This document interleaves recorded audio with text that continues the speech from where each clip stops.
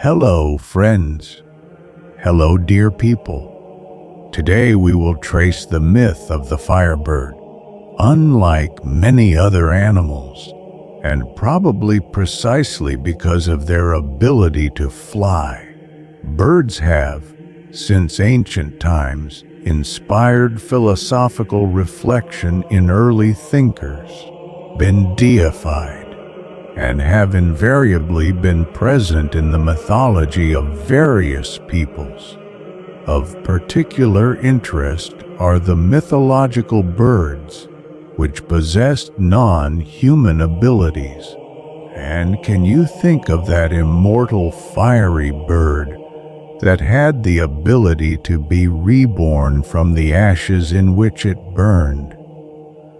No, here we will not talk about the phoenix, which originates from Greek mythology, but about its counterpart in Slavic mythology, the fiery firebird, as it is called among the Russian peoples. Like the phoenix, the firebird is also a symbol of the sun and is described as having a huge peacock-like tail, but with fiery golden feathers.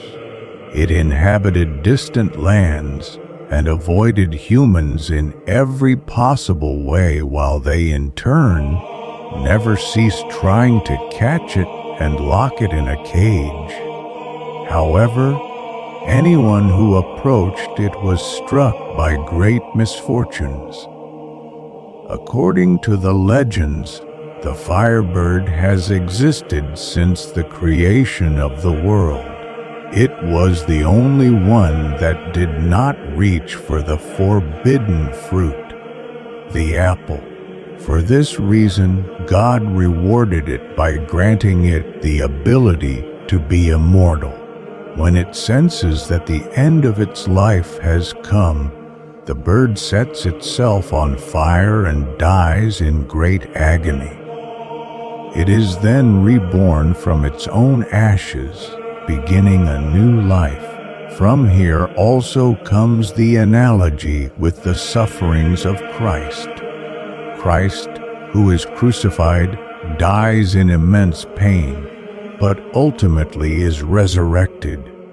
As for the stories claiming that the Firebird was the only one that did not reach for the apple, there are many contradictions, because in most children's tales, it is precisely the one that steals the king's golden apples. According to these tales, the king becomes very angry and orders that the thief be caught. From here, there are many different continuations of the story, but after numerous trials and tribulations, the Firebird is indeed captured and locked in a cage. It stops singing and begins to molt, after which it is set free, and the king comes to terms with the loss of the golden apples from his tree.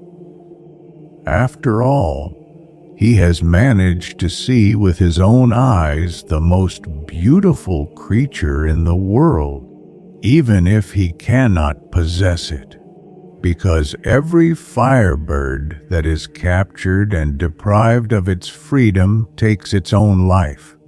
And finally, we will add a somewhat sad quote by the French playwright Jacques Deval, which, unfortunately, is quite true. God loved the birds and created trees. Man loved the birds and created cages. The positive side of sad quotes, however, is that we can learn a lesson from them, isn't it?